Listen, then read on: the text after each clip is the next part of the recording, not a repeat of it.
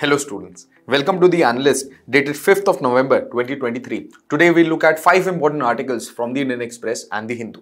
The first article will be regarding rare earth oligopolies. Then we'll look at the Nepal earthquake. Then we'll take up air quality index. Then we'll look at PM Garib, Kalyan Yojana. And lastly we'll look at the Kavach systems.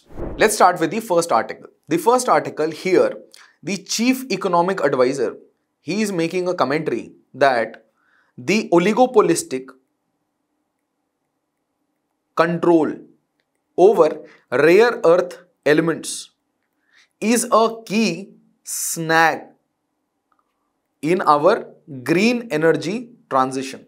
In this perspective, we need to appreciate what is this green energy transition all about. So we are in this world of climate change, we are moving from carbon sources of energy towards less carbon and potentially zero carbon. And why we are referring to zero carbon, zero emissions? Because we have taken up the target of net zero by 2070. Why European countries, they are going for net zero by 2050. And this was the common theme of COP26 that happened in Glasgow. Now here, India also gave some of its NDCs, nationally determined contributions towards fight against climate change. And these Panchamrita goals, these 5 goals are called Panchamrita goals, and they become extremely important for our exam perspective. So first is that reach non-fossil energy capacity of 500 gigawatt. So mind the stats, 500 gigawatt of renewable energy. Then 50% of total energy demand will be met by renewable energy. That means we are also assuming that the total energy consumption will be in the ballpark figure of, let's say, 1000 gigawatt, right? So out of that, 500 is coming from renewable energy sources. Then we have to go for carbon emission reduction also. Then carbon intensity reduction also has to be done. And most importantly, net zero by 2070. Now, keeping all these perspectives in mind, why do we need such a transition? And such transition also needs to be sustainable. That means the transition cannot be a shock. It cannot be a sudden move that we shut off everything and we directly start going for solar energy. No, it will be about a sustainable transition. And to achieve a sustainable transition, we will have to make a sustainable energy mix. And this, let's say, today, let's say, 10% of our energy is coming from renewable energy, just hypothetical purposes. So, over the period of years, let's say next year, we are moving towards, let's say, 12%, then 14%, then let's say 20%. So like that, we have to move gradually. We cannot suddenly snap from 10% to, let's say, 50% or let's say 25%. Sudden snaps is not possible. Why? Because energy is also about grid connectivity and grid stability, which becomes a part of our national security. If there is any kind of grid failure, it affects the entire overall growth perspective of India. Now, why do we need all of this? Is because there are some global challenges, global common challenges like climate change, like global warming, like ocean acidification. And what we have seen is that there is a gradual increase in the overall temperatures since the Industrial Revolution back in Britain. So since 1750s, what we are seeing that the temperature, overall global temperatures, they have already increased by 1 and 1.5 degree Celsius. And therefore now the need of the hour is to cut down on anthropogenic sources of carbon. And any practice or any economic activity or any habit of ours which is adding more carbon, so any anthropogenic source of carbon is now under lens. And if possible, we have to either replace that entire or we have to at least reduce it. So in some cases, we are replacing it completely. Let's say the power demand, let's say, which were earlier being met by thermal power plants, are now being completely replaced by these ultra mega solar parks, these ultra mega, let's say, wind parks and hybrid parks. So we are going towards mitigation, and this is a global common. And if there is a global common, then there must be a global effort. Why? Because we must understand that like temperature, like climate systems, like air, these are large global systems. They are connected systems. So it cannot happen that one country remains in vacuum while the other countries are going towards climate change, and one country is not at all going towards climate change mitigation goals and just enjoying and emitting more and more carbon. So it is about saving the global commons, saving the planet, saving the life and livelihood of people who are especially the vulnerable section, let's say, who are living on the coastline, who are facing the wrath of nature, or people who are living in fragile ecosystems like the Himalayas, right? Now, it is also about sustainable development. Why? Because whenever we are looking at any non-renewable source of energy, over the period of time, what will happen? The overall deposits will also deplete. And if the deposits are depleting and simultaneously the demands is increasing, then what will happen? It will naturally lead to inflation. So we must also appreciate that we have to leave the resources for the future generations also, so that their needs and their requirements are not compromised. Now, what are the hurdles here? So there are some primary hurdles. That there are rare earth minerals and critical minerals. Both these types of minerals, so they are now being oligopolized or monopolized. So by whom? By few countries and by few companies, and by restricting the supply chain. So let's say I as a country am having good amount of critical minerals, good amount of rare earth minerals. I also happen to have the entire electronic supply chain in my country. I also have the solar photovoltaic manufacturing in my country. I also have reverse engineered the critical technologies which are patented with the US or the West. So what will I do? Will I include India in the supply chain? Will I share any part of the supply chain with smaller countries, or let's say rival countries, rival powerhouses, economic houses like India? Absolutely not. Especially if you are a neighbor and we are talking about China. So why would China, under any circumstance, try to include India in the supply chain of these rare earth minerals and critical minerals, given that the domestic industry is also mature and it also has the mines, and it is also going for ventures outside its country to control the supply chain. So it is all about weaponization of supply chain today, weaponization of these resources, and the weaponization of resources we have seen in the Russia-Ukraine war. Then it is also about the technology transfers. Now let's say I have the minerals, very good. I also am part of the supply chain, but I do not have the technology. So either of the two things I have to do. Either I will reverse engineer and face potential lawsuits, or I will go for theft of technology. So should we start behaving like China and Pakistan, the way they behave with technology? Or we have to be a responsible power, right? So we cannot blatantly go for illegal means of technology transfer.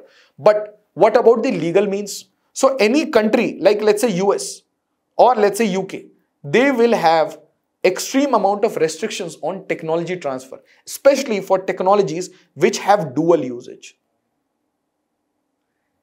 Dual usage, let's say a single application, a single patent can be used in, let's say, military as well as for civilian purposes. Then there will be extraordinary amount of scrutiny before such technology transfers. And we also know that there is a common habit of exclusion when it comes to technology in the West. Why? Because they always want to keep the West one step ahead in all technologies. So T+1, they always maintain this habit of maintaining one generational advantage. Let's say when we are talking about fighter aircraft, or let's say we are talking about EVs, or we are talking about, let's say, photovoltaic cell, we are talking about solar technology. So in all these aspects, even though some of these goals are global goals, even though there is large commitments from all the countries to move towards climate mitigation, still what we see that there is lack of technology transfer, there is lack of financial transfers. Now, in the green transition, what all entails? So we are moving towards renewable energy, and in renewable energy, we are moving towards solar, we are moving towards wind. The Bhadala plant is a very good example. Then we are moving towards the green hydrogen ecosystem, where we are trying to manufacture, let's say, we are trying to get hydrogen from H2O through electrolysis using what? Using, let's say, solar energy or let's say wind energy. Then we are moving towards small hydro. Why? Because large hydro plants are they are taking long gestation period. Then they can have detrimental effects in the local ecosystem. So we are going for small hydro plants, run of the river projects, right? Then we are going for connected grids. So rather than having different systems, different individual systems, or let's say regional grids, we are going for national grid, and we are also asking the neighboring countries and countries which are solar rich to have a global grid or at least have a local grid, the way we have connected our grid with Bangladesh or Nepal. Similarly, if we start getting the grid connectivity with nearby countries, let's say West Asia, so what will happen? That in some part of West Asia, there will be sun, while there is night, let's say in the northeast. So this ensures that we have a grid which is connected all across India and which is able to balance the load between renewable energy and non-renewable energy. Why? Because we do not have the supply of renewable energy all the time. It is a fluctuating supply. Then we have to move towards circular economy. So time and again we are moving towards, let's say, reuse, reduce, recycle, refurbish, re-engineer. Then we are moving towards carbon sequestration to again sequester the carbon which we are emitting, let's say in cases of blue hydrogen. So if I am sequestering the carbon emissions which came out because I created, let's say, brown hydrogen or black hydrogen, if I am sequestering it back to the earth, if I am again putting the emissions back to earth and not letting it escape in the atmosphere, then I am essentially creating blue hydrogen. Then we are working on energy storage systems. Why? And one example of energy storage is green hydrogen itself. But other energy storage, let's say battery walls. Then we are moving towards biofuels, bioethanol, making our farmers energypreneurs. And we are moving towards electric vehicle. Whenever we are talking about electric vehicle, whether we are talking about e-rickshaw, whether we are talking about, let's say, scooties, bikes, or we are talking about personal vehicles, or we are talking about, let's say, our electric buses. So whenever we are talking about buses, we are essentially saying that we are electrifying the public transportation system. If I am running the metro in a city, in an urban area, and I am running a city bus transportation system which is powered by electric energy, and this electricity is generated from a nearby solar plant, then what I am doing? I am essentially making the entire supply chain green. Then we are also phasing out old thermal power plants. Now the projections here are that today the installed capacity is approximately 400 gigawatt. And in the future, it will be approximately 800 to 1000 gigawatt. And we are talking about 2030 only. So out of this, let's say 400 to 500 gigawatt will directly come from renewable sources. And we have seen that our total potential of solar energy alone is more than 860 gigawatt. So it is very much possible. Now, what are the issues? The issues which plague us today is that these rare earth minerals, which are 17 in number, they are dominated by China, which is dominating 95% of the supply chain. And they are used in smartphones, in wind turbines, in fiber optics, in hybrid vehicles, in our light bulbs. And whenever we look at, let's say, critical minerals. So why they are becoming critical minerals? Because they have a very high economic importance and they are extremely risky whenever we are looking at, let's say, supply chain risk, supply chain disruptions, which makes them critical. Minerals like, let's say, lithium. So lithium becomes extremely important for our energy transition. And apart from that, we have some rare earth minerals. And that is why India joined the Mineral Security Partnership with US. Now, the oligopolistic control is about country dominance as well as about company dominance. So what is the way forward? The way forward is that we have to move towards, let's say, West-oriented supply chains. Why? Because the Chinese supply chain, it is aggressive supply chain. So there is naturally aggression. How? Using the checkbook diplomacy. So I will make you part of the supply chain if you accede to, let's say, one belt, one road. Or you accede to, let's say, China's demands on territoriality. It will go for these map-based aggressions. It will release new and new maps. So if you accede to the Chinese designs, if you take expensive loans, if you become part of the one belt, one road, you will become part of the supply chain. Else you will be excluded. And even if you become part of the supply chain, whenever there is a crisis, you will be the first person whose supply will be snapped. And therefore, there is need for creation of these alternate supply chains with like-minded countries which are democracies and which are looking for more diversified supply chains. That is, we are going for supply chain resilience. And the Mineral Security Partnership is one such project. Now, there has been an earthquake in Nepal which has unfortunately killed more than 150 people. And this pertains to our GS1 geography. Now, we must appreciate at this point of time that the Indian plate has collided with the Eurasian plate and it has subsided beneath the Eurasian plate. And this movement, this northward movement of the Indian plate is going as we speak. It is continuing as we speak. Now, let's understand some important terms about earthquakes. So, what do we understand by focus? So, let's say this is a point which is under tremendous amount of stress. Why stress develops? Let's say there is a material. That material is being compressed. So that material is gradually bulking up. Every material or any material, let's say rubber, it can take a little bit of compression or it can take a little bit of tension if I'm extending it. But beyond a certain point, the strength of material, it will not allow for any movement. And so stresses, they will be developing.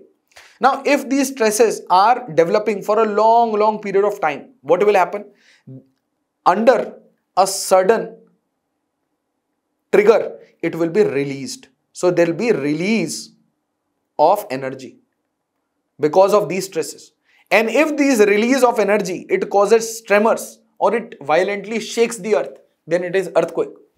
Now, there is a point from which the earthquake is said to be originating.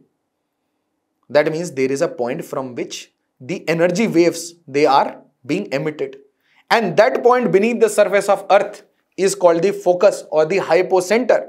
And any point which is just above, vertically above that point, is the epicenter of that earthquake.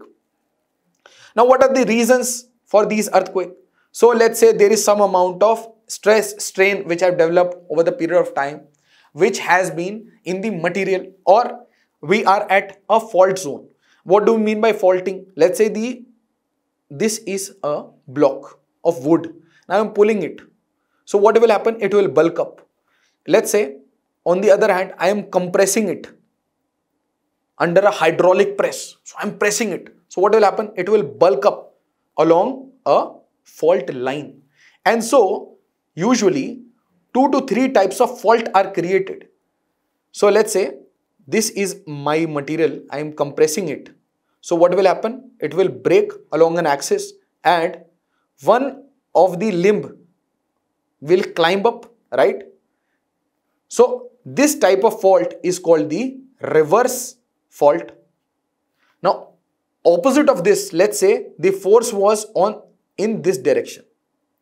So now what will happen? So now it will be going in the opposite direction. So this is the normal fault. But let's say there is a material and this material is under this kind of force. So I am pulling one direction, one hand in one direction and the other hand in other direction. So what will happen? So we are taking a top view.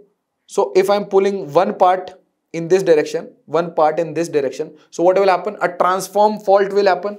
This is a transform boundary, or this is also called the strike slip fault. So all these type of faulting, what will happen? That they'll be rubbing, they'll be pushing, they'll be thrusting of these two pieces of land.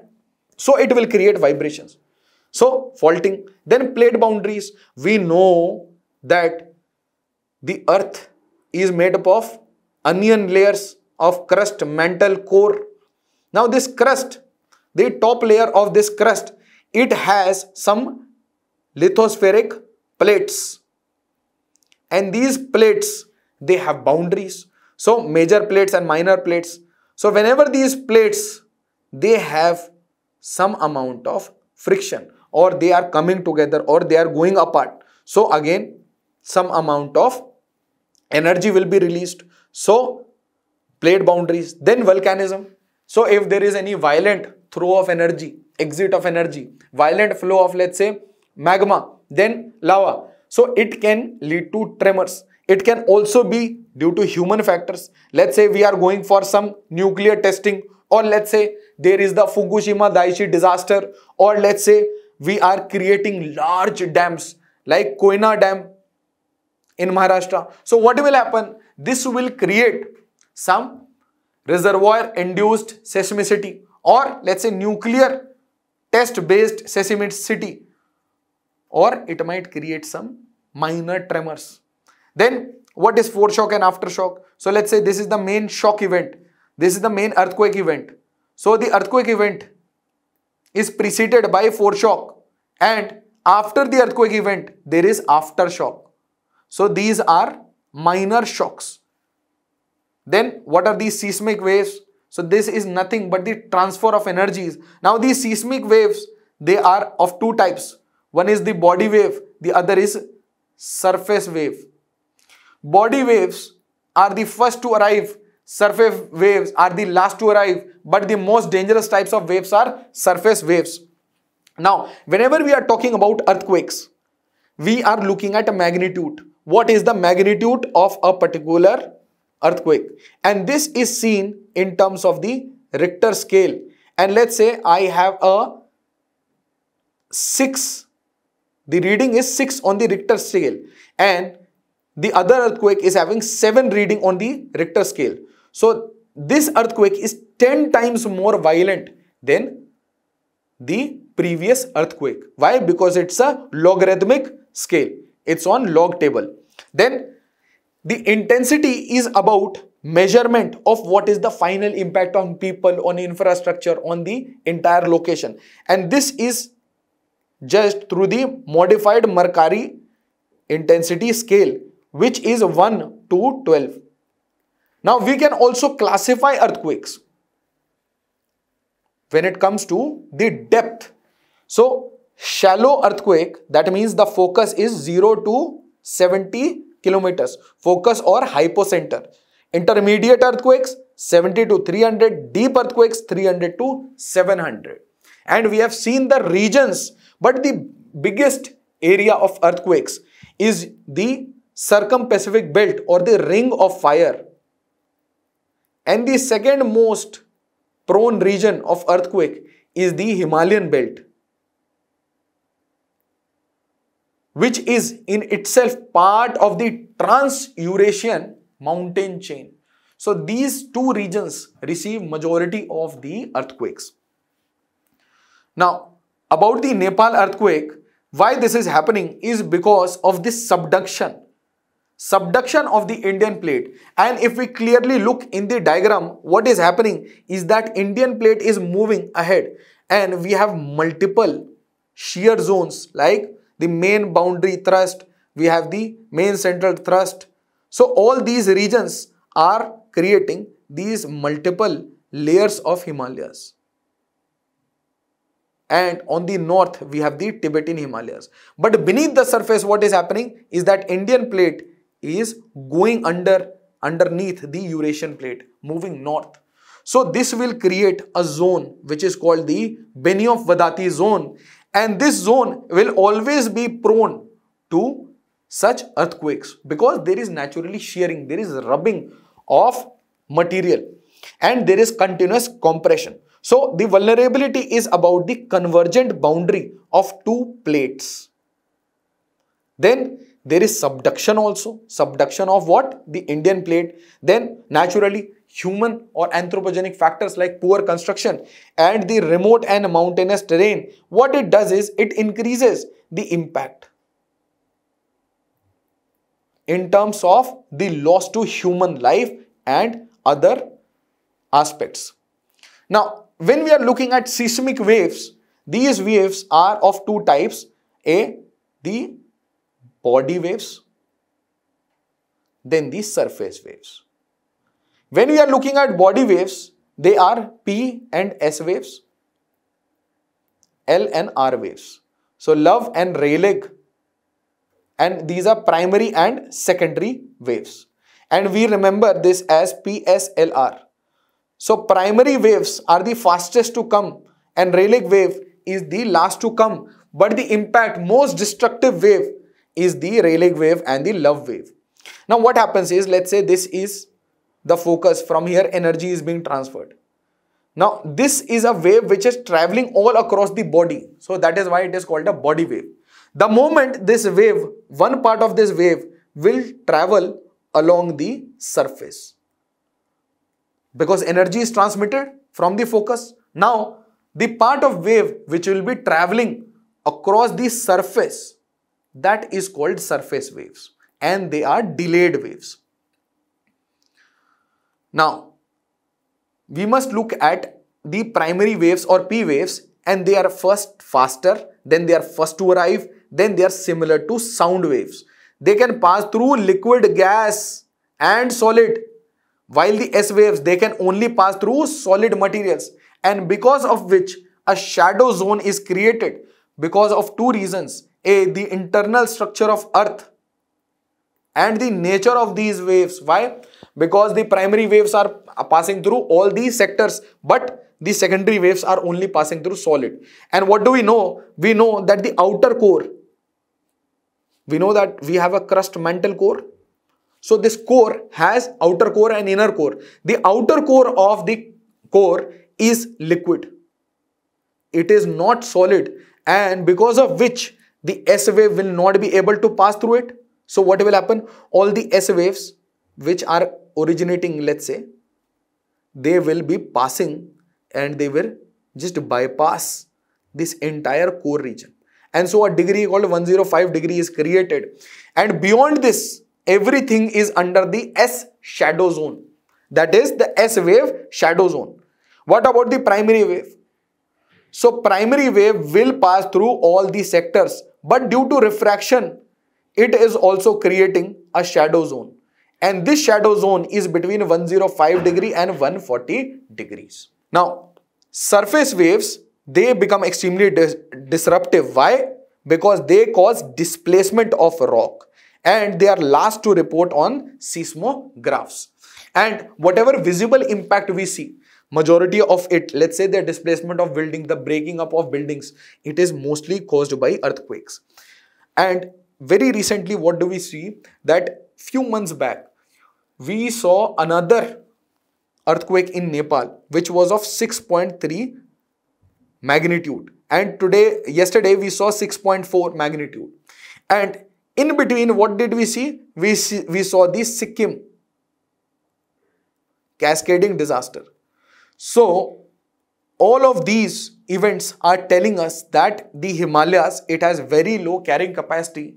It is a zone where there is continuous movement of tectonic plates, and therefore its fragility will have more impact on humans. Why? Because we have created these newer sources of stress on the environment through climate change. Let's look at the air quality index or AQI. Now, we must appreciate two concepts. First is the aspect of temperature inversion.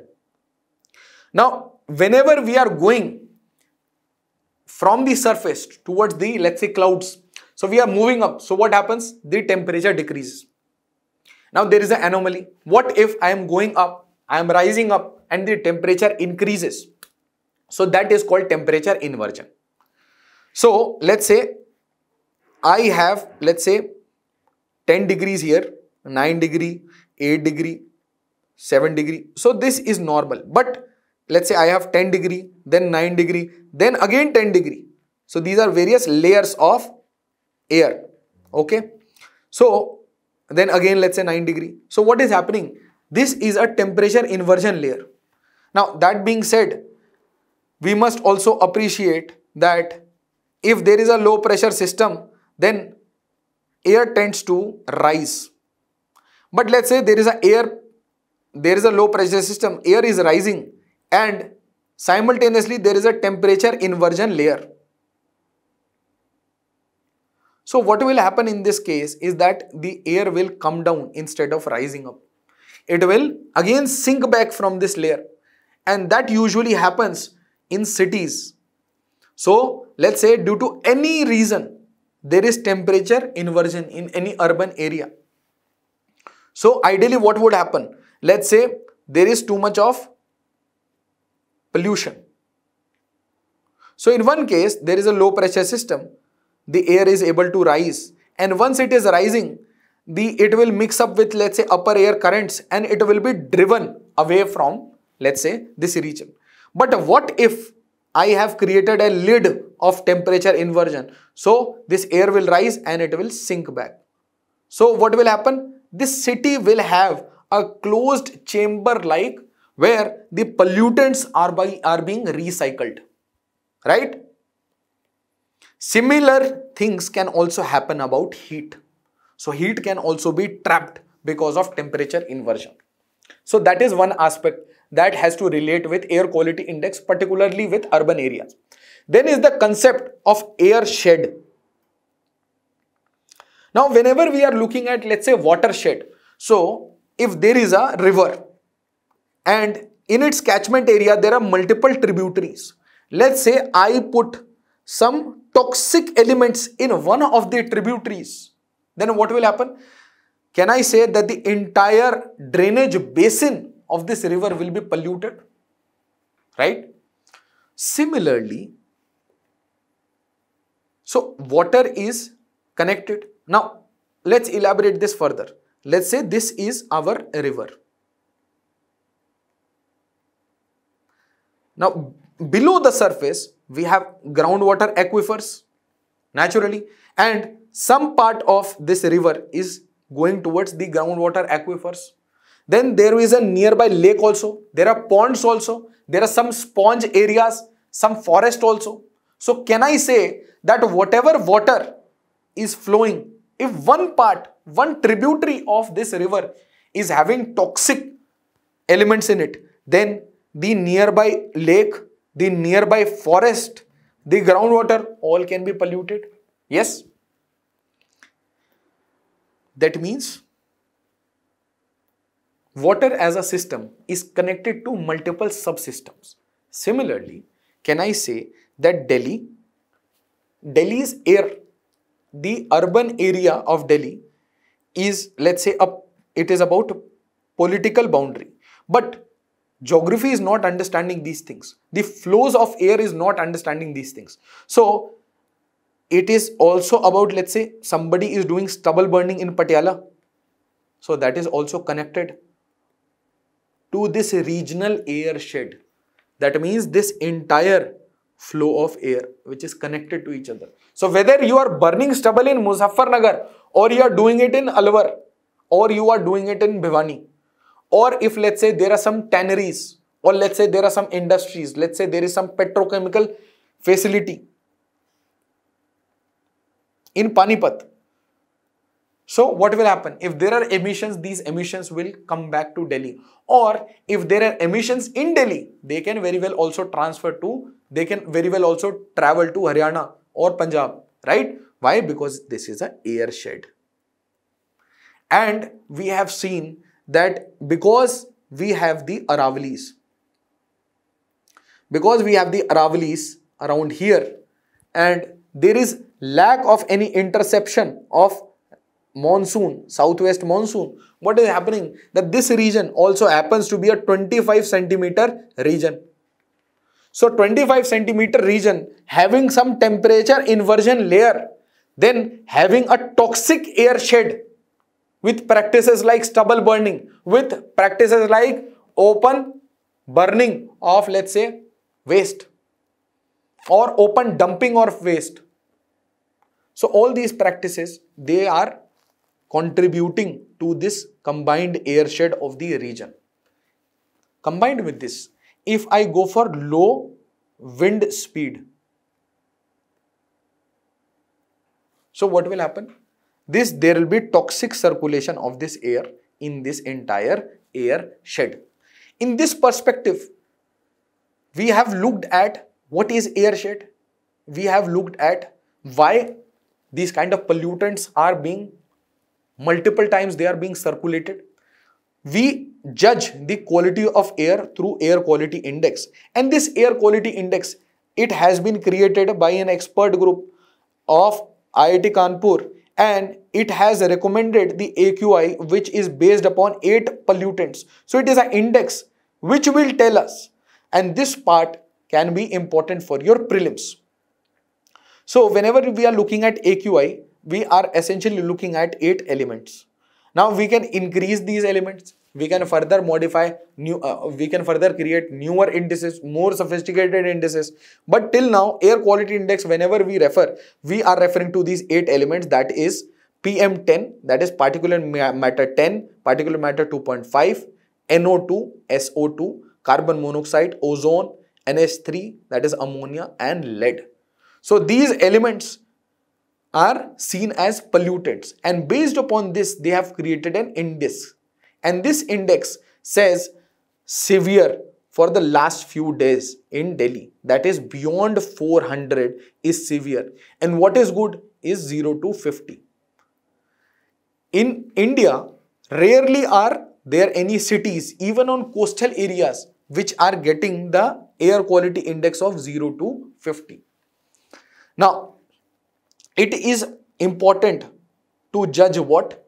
To judge the local air quality, and based upon the air quality, the government will take some decisions. Let's say the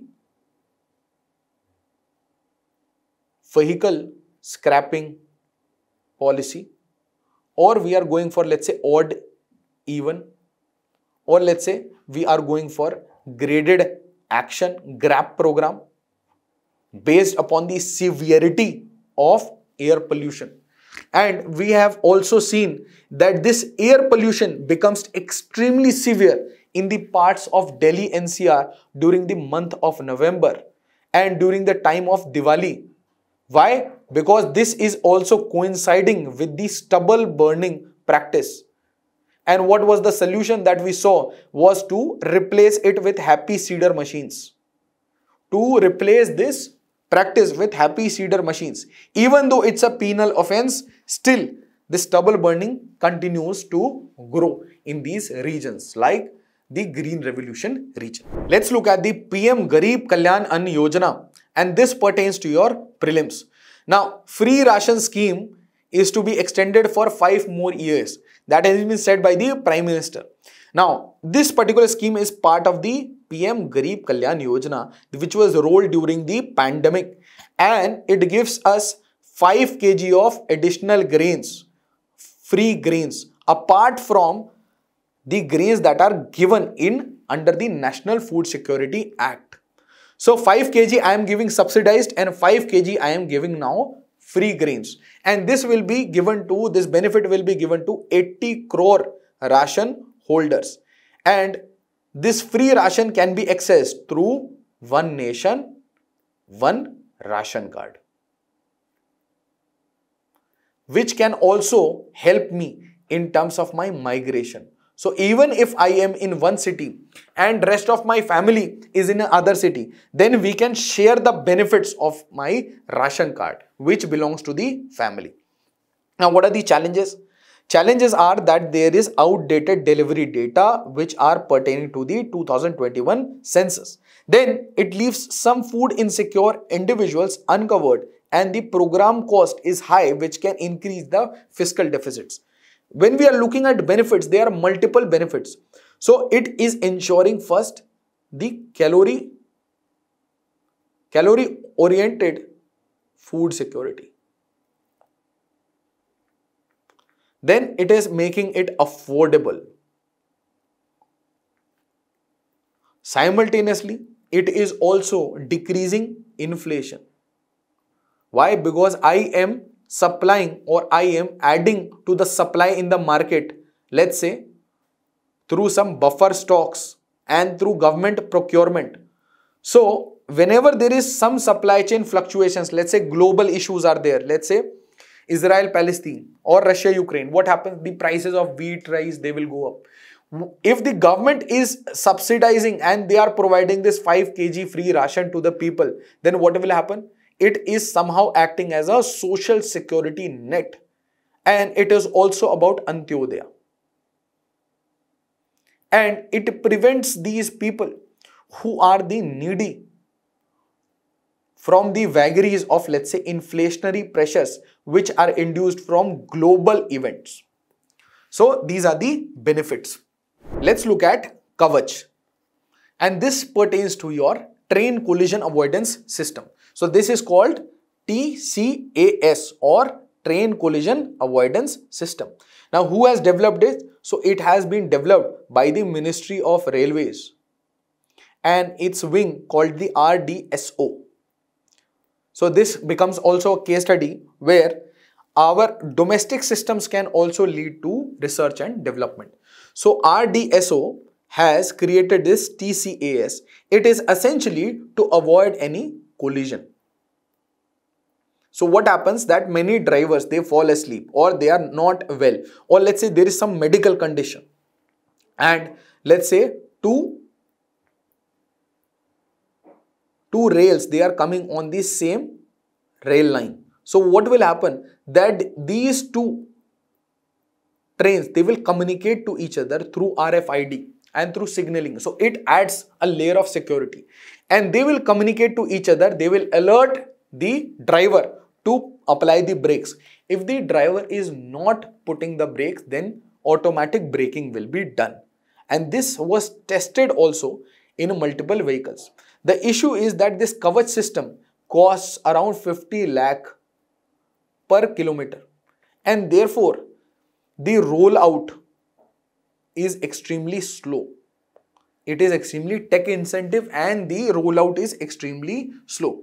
So what it does is that these electronic devices and RFID identification devices are installed in locomotives in each signaling system as well as the tracks which talk to each other.